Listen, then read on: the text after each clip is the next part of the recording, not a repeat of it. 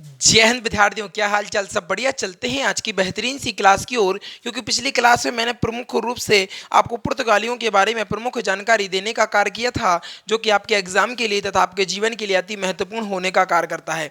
याद रखिएगा, यदि आप 2023 के अंतिम में एक बेहतरीन सी जॉब पाना चाहते हैं तो सीधा जुड़ जाना है फ्यूचर एकेडमी XYZ से, क्योंकि यह एक ऐसा प्लेटफॉर्म है जो कि आपको बेस्ट कंटेंट, बेस्ट मटेरियल और बेस्ट टीम के साथ देता है, वो भी फ्री में।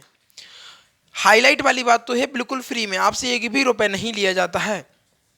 बस आपसे मांगा जाता है आपकी डेडिकेट, आप अपना डेडिकेट होकर बेहतरीन तरीके से पढ़ाई करिए। इसके अलावा रेगुलर रहिए, डेली रिवीजन तथा वीकली रिवीजन पर विशेष कर फोकस करिए। यही इसके भी कोई पैसे नहीं लगते हैं, ये तो आप स्वयं ही आप अपने लिए कर सकते हैं। और बस फ्यूचर एकेडमी का तो फर्ज ही है कि भैया आपको एक बार अच्छा रास्ता दिखा दें कि देखो फ्यूचर एकेडमी से जुड़ जाओ।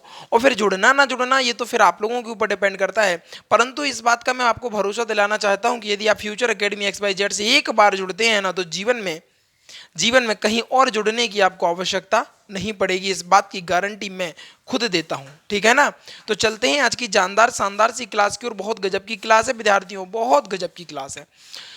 अच्छा, अभी हमने पुर्तगालियों को पढ़ा था कि पुर्तगालियों का जो दूसरा गवर्नर आया था, जिसका नाम अलबुकर था, अलबुकर ने प्रमुख रूप से इसको ही क्या बोलते हैं, आपको बता दें, भारत में पुर्तगालियों का वास्तविक संस्थापक के रूप में इसी को ही चुना गया, क्योंकि इसने गोवा के शासक आदिल यूसुफ आदिल से क्या छीन लिया था। आपको बता दें, गोवा को छीनने का कार्य किया था। क्या किया था? गोवा को छीनने का कार्य किया था। इसीलिए इसको आपको मैं बताना चाहूँगा, इसीलिए इसको पुर्तगालियों का भारत में वास्तविक संस्थापक के रूप में माना जाता है, ठीक है। आज हम प्रमुख रूप से जानेंगे कि आखिर पुर्तगालियों के क्या कारण थे जिसके कारण पुर्तगालियों का पतन हो गया। एक वो अंग्रेज ईस्ट इंडिया कंपनी है, वो एक अलग है। ये पुर्तगालियों को पढ़ रहे हैं अभी हम। अंग्रेज ईस्ट इंडिया कंपनी का तो दबदबा बहुत भयंकर रहने वाला है। डच आएंगे अभी, फ्रांसीसी आएंगे, सभी को ताबड़तोड़ तरीके से पीछे छोड़ जाएगा और बस एकमात्र शासन बचेगा अंग्रेजों का, अंग्रेज ईस्ट इंडिया कंपनी का, जो कि दबदबा बनाकर जाने वाला है यहाँ पर। आगे बात करें प्रमुख रूप से तो पुर्तगालियों के पतन का क्या कारण था, तो ये तो हम आपको पहले ही बता चुके थे कि पुर्तगालियों का दो ही उद्देश्य थे। पहला जो उद्देश्य था वो महासालों का व्यापार करना था, और दूसरा जो प्रमुख रूप से उद्देश्य था वो कहीं ना कहीं धर्म का परिवर्तन कराना था। अगर हम प्रमुख रूप से धर्म के परिवर्तन की बात करें तो कहीं ना कहीं ये विफल हो गए, धर्म को ये परिवर्तित ना करा सके। बहुत सी बात इनने कहा, बहुत कुछ कहा, लेकिन ये धर्म में परिवर्तन ना करा चुके। और याद रखना, ये जितनी भी घटनाएं घट रही हैं वहाँ पर यूरोप में बैठा अंग्रेज ईस्ट इंडिया कंपनी सब देख रही है कि हमें आखिर आगे चल के किस प्रकार भारत पर अपना दबदबा बनाने का कार्य करता है। अगर हम दूसरों की गलती से सीखें तो हमें गलती करने की आवश्यकता ही नहीं है। ये ज़रूरी थोड़ी ना है कि खुद गलती करो खुद ही सीखो, दूसरों की गलती से सीख सकते हैं ना। तो अंग्रेज जो थे वो कहीं ना कहीं दूसरों की गलती से सीख रहे थे। वो पुर्तगालियों को भी देख रहे थे, डचों को भी देख रहे थे, आगे फ्रांसीसियों को, सबको देखेंगे और कहीं ना कहीं वो गलती जो इन लोगों ने की वो नहीं करेंगे और अपना दबदबा बनाकर यहाँ पर रहने वाले हैं और विजय का परचम यहीं पर भारत में लहराने वाले हैं।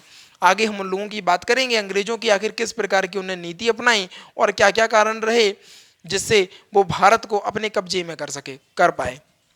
अच्छा, तो पुर्तगालियों का पतन का प्रमुख कारण तो यही बना कि वो धर्म का परिवर्तन ना कर सके। तो ये इसका प्रमुख कारण माना जाता है। एग्जामिनर कभी कभी पूछ लेता है कि बताओ वह कौन सा प्रमुख कारण है जिसके कारण पुर्तगालियों का पतन हो गया। प्रमुख रूप से ये क्वेश्चन आपसे पूछ लिया जाता है, तो मैंने आपको एक बार बता दिया, ठीक। अच्छा, दूसरा क्या था?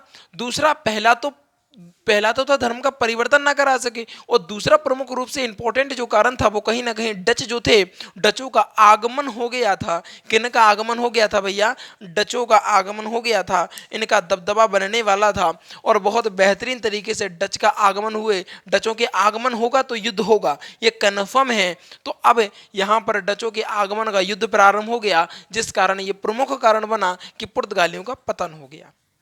आगे हम प्रमुख रूप से बात करने वाले हैं, अब पुर्तगालियों का पतन हो चुका है और अब डचों का आना प्रारंभ हो चुका है। अब हम यहाँ से प्रमुख रूप से डचों के बारे में पढ़ने का कार्य करेंगे, जो कि अति महत्वपूर्ण होने का कार्य करता है। यहाँ से बहुत को एग्जामिनर जो है ना बहुत ज़्यादा घुमा घुमा कर क्वेश्चन करता है, तो हम आपको इतना बेहतरीन तरीके से पढ़ा देंगे कि एग्जामिनर कितना भी घुमाए लेकिन आप उसके चक्कर में या उसके जाल में फंसने वाले नहीं हैं। ना ही तो आप घूमने वाले हैं उसके सवालों में, और ना ही तो उसके जाल में जो जाल फेंकता है ना एग्जामिनर क्वेश्चनों के उस जाल से आप कहीं ना कहीं बचकर आगे बढ़ने का कार्य कर रहे होंगे। तो बात करें डचों का भारत पर आगमन, तो ये प्रमुख रूप से नीदरलैंड या हॉलैंड के व्यक्ति थे। इनको ही क्या कहा जाता था? डच कहा जाता था। इनको ही डच कहा जाता था।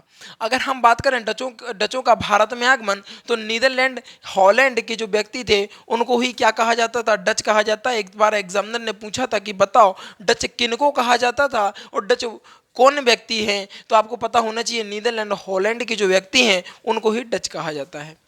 अगर हम प्रमुख रूप से आगे बात करते हैं, तो डच भारत आने से पहले इंडोनेशिया गए थे। जो डच थे वो कहीं ना कहीं भारत आने से पहले इंडोनेशिया जाने का कार्य किया था। और मैं आपको बताऊंगा कि जब डच यहाँ से भारत से जब निकलेंगे तो उनका एक अलग ही मित्र रहेगा। वो ये कहकर जाएंगे भारत से, अभी हम आगे बताएंगे तो ज़्यादा अच्छा रहेगा, आपके माइंड में सेव भी हो जाएगा, आगे बताएंगे उस चीज़ को। तो आपको पता होना चाहिए कि डच कहाँ के थे। तो कहना सर डच कहाँ से आने वाले पहले व्यक्ति थे, तो इंडोनेशिया से आए थे। कहाँ से आए थे? पहले इंडोनेशिया से आए थे। डचों की पहली फैक्ट्री आंध्र प्रदेश की मूसलीपट्टनम में स्थापित की गई। और एग्जामिनर यहाँ से बहुत जानदार शानदार क्वेश्चन करता है। वो पूछता है कि बताइए डचों की जो पहली फैक्ट्री है वह जो पहली फैक्ट्री है वह कहाँ पर खोली गई? वो भैया आंध्र प्रदेश के मूसलीपट्टनम में। आपको बता दें कभी कभी आंध्र प्रदेश दे देगा और कभी कभी मूसलीपट्टनम दे देगा, तो आपको दोनों चीज़ें याद करनी है क्योंकि यहाँ पर एग्जामिनर आपसे घुमा कर क्वेश्चन करेगा, ऑप्शन में घुमा देगा वो। इसीलिए हमने आपको बताया ना, जितना वो घुमा सकता है ना, उस घूमने वाले चक्र से निकलने का तरीका है वो फ्यूचर एकेडमी XYZ बताएगी। ठीक है। तो डचों की जो पहली फैक्ट्री है वो आंध्र प्रदेश की मूसलीपट्टनम में स्थापित की। अब इन्होंने, आपको बता दें, मूसलीपट्टनम में स्थापित तो कर ली। अगर हम बात करें इनकी उद्देश्य क्या थे, भारत में आगमन का इनका उद्देश्य क्या था, क्योंकि हमने अभी पुर्तगालियों की बात करी थी। पुर्तगालियों का उद्देश्य धर्म परिवर्तन तथा मसालों का व्यापार करना था। अगर हम डचों की बात करें तो डचों के आगमन का जो उद्देश्य था, पहला मसालों का तो था ही, ये तो कॉमन ही है, इसके अलावा कपड़ों का व्यापार करना भी था। पहला आपको बता दें मसालों का व्यापार करना, और दूसरा आपको प्रमुख रूप से मैं बताना चाहूंगा कि दूसरा जो है वो कपड़ों का व्यापार करना था। एक सेकंड रुक जाएंगे, थोड़ा सा इंक हम फिल कर लें इसमें।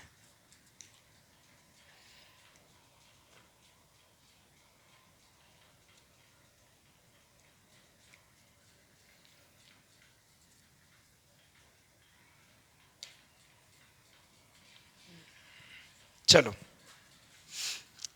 तो अगर हम डचों के आगमन की बात करें, इनका उद्देश्य क्या था, तो इनका प्रमुख रूप से जो उद्देश्य था वो पहला तो मसालों का तो सभी का था, परंतु इनका कपड़ों का व्यापार करने का भी उद्देश्य था।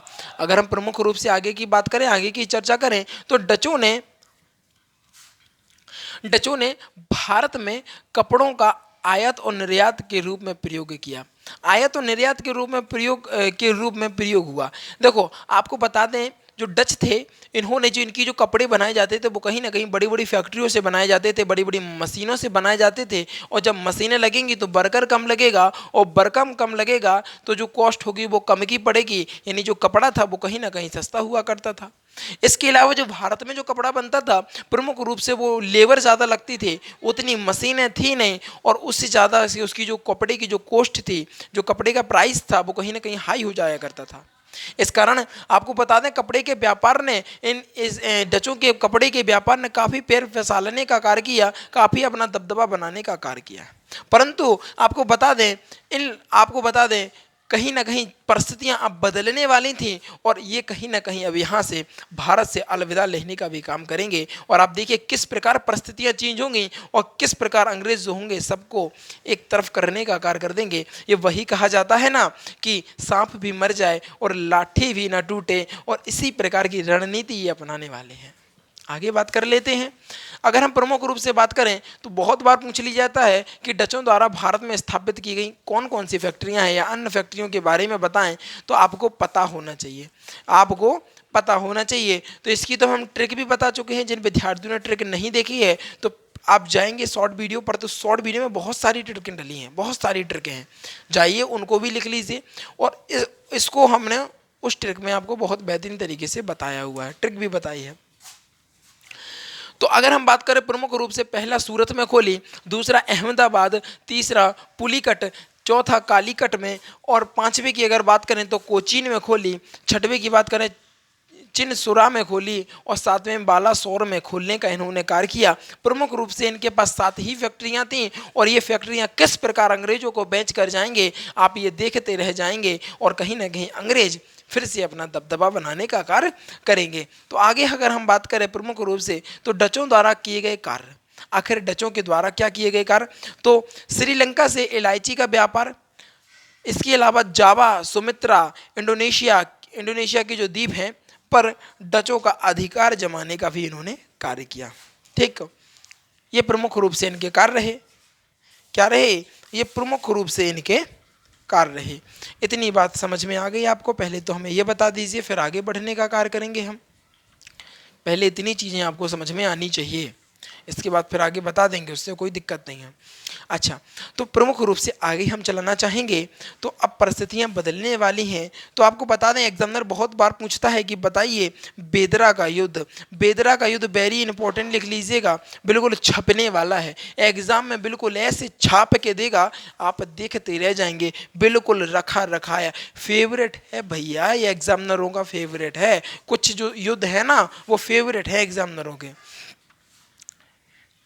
अगर हम बात करें बेदरा की युद्ध की, तो जो बेदरा का युद्ध है अंग्रेजों की तरफ से, देखिए यहां पर अंग्रेजों की तरफ से क्लाइव लड़ा और डचों की तरफ से मीर जाफर लड़ा। आखिर ये मीर जाफर था कौन, इसको हम आगे की क्लास में चर्चा करने वाले हैं, और आखिर किस प्रकार मीर जाफर ने डचों की तरफ से लड़ने का कार्य किया वो भी हम आपको आगे बताएंगे। जब मीर जाफर और मीर कासिम का जब टॉपिक आएगा ना, तो प्रमुख रूप से आपको बिल्कुल क्लियर कर दिया जाएगा, एक भी % डाउट नहीं रहेगा। इस बात की आपको गारंटी मैं खुद देता हूँ। बस चिंता ना करो, बस फोकस लगा के पढ़ते रहो, क्योंकि महत्वपूर्ण वही है चीज़ें।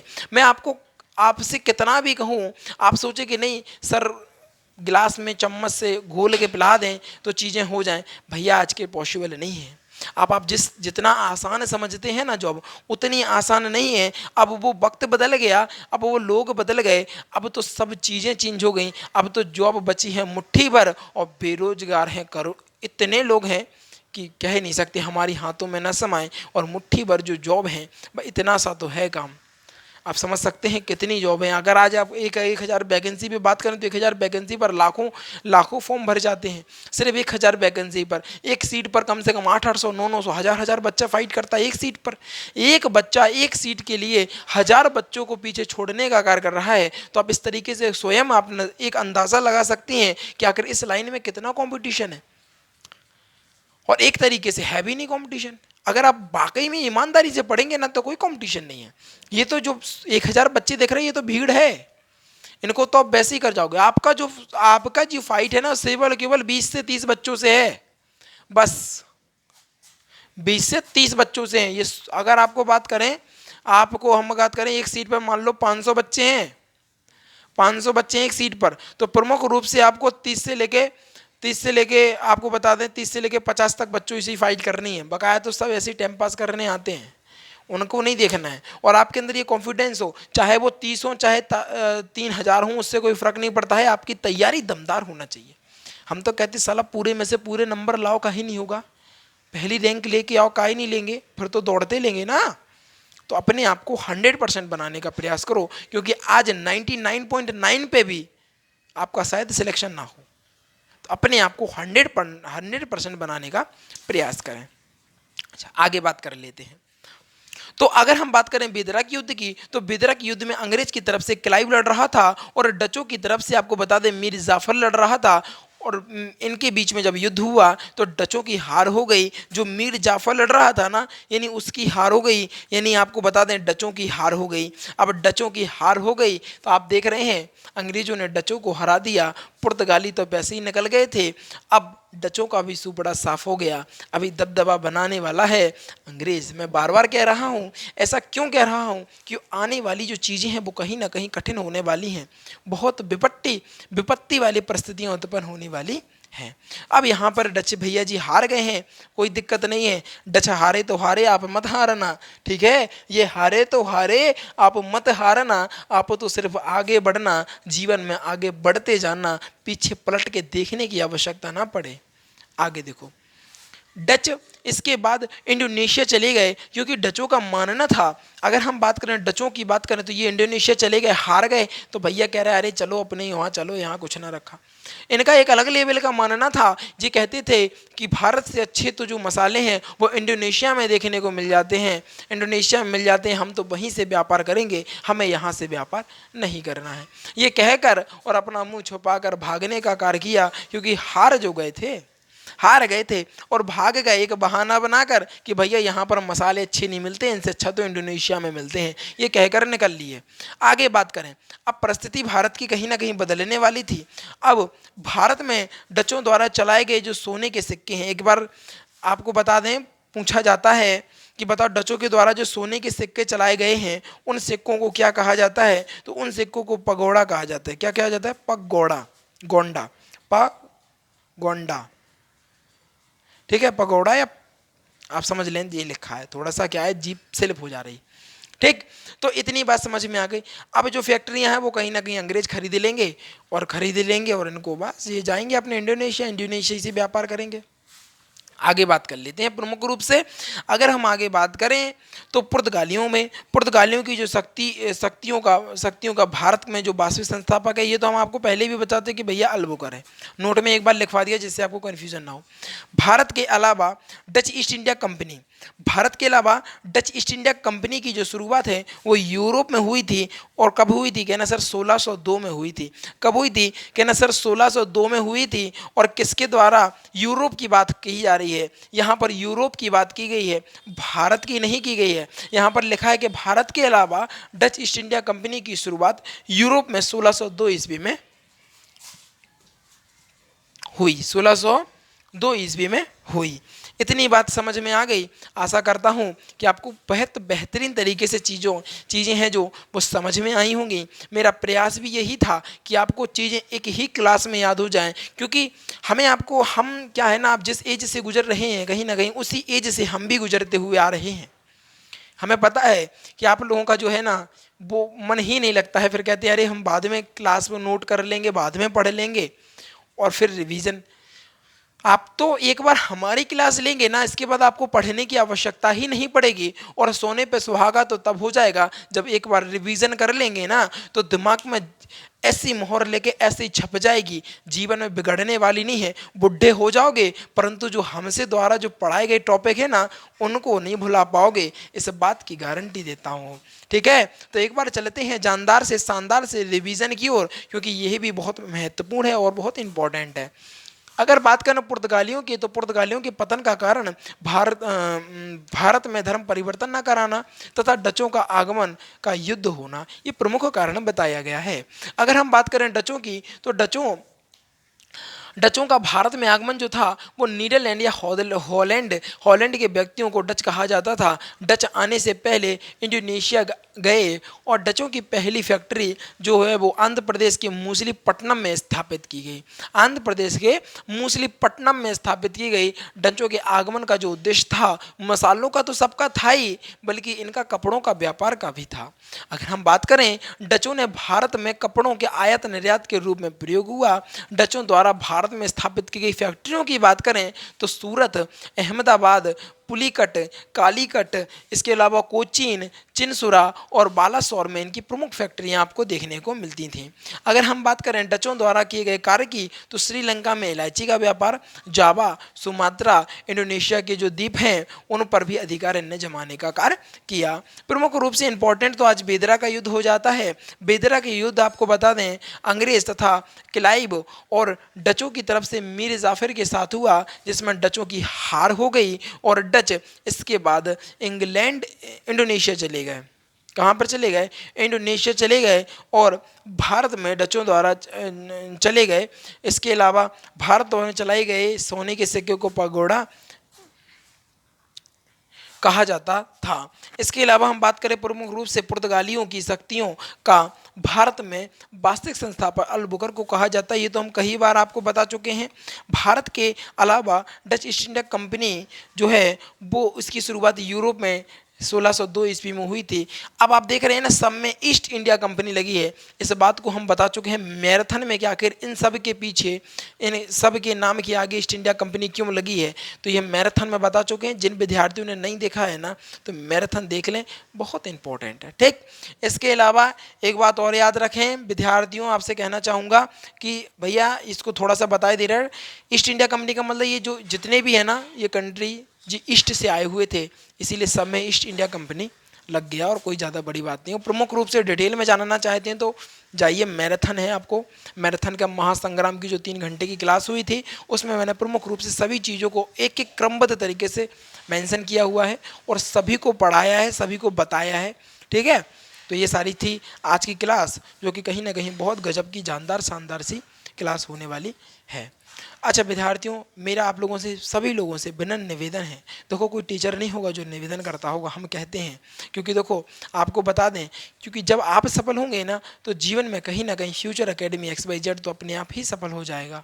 ठीक है ना, तो थोड़ा सा इतनी सी बात मान लें, वो पिता के लिए पढ़ें, वो माता के लिए पढ़ें, जिन्होंने आपके लिए अरमान सजा कर रखे हैं कि मेरा बेटा और मेरी बेटी चार, आपको बता दें, कंधों पर स्टार लिए आ रही होगी और 4 पहिए की गाड़ी होगी। ये सब उनके अरमान हैं। उनके अरमानों को पूरा करने की जिम्मेदारी जो है वो कहीं ना कहीं आपकी होती है। आप इस जिम्मेदारी को निभाएं और कहीं ना कहीं आप इस चीज़ को निभा सकते हैं, क्योंकि आप कंपटीशन की लाइन में आए हैं। तो इतना बात को मैं अनुमान तो लगा ही सकता हूँ कि आप कहीं ना कहीं बहुत जानदार शानदार प्रदर्शन करने के इरादे से ही आप कंपटीशन की लाइन में आए होंगे। ठीक है, याद रखो डेली रिवीजन तथा वीकली रिवीजन विशेष फोकस करो। इसके अलावा बॉटनी की क्लास भी हर संडे स्टार्ट हो गई हैं, तो उसमें भी आप ज्वाइन हो जाओ।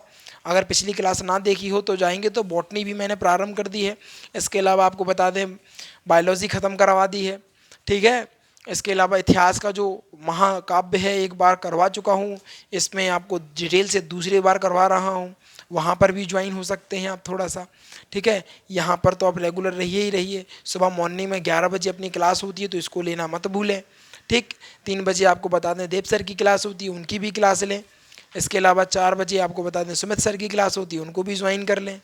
जो देव सर हैं वो फिजिक्स पढ़ाने का कार्य करते हैं, जो सुमित सर हैं वो स्टैटिक जीके का पढ़ाने का कार्य करते हैं।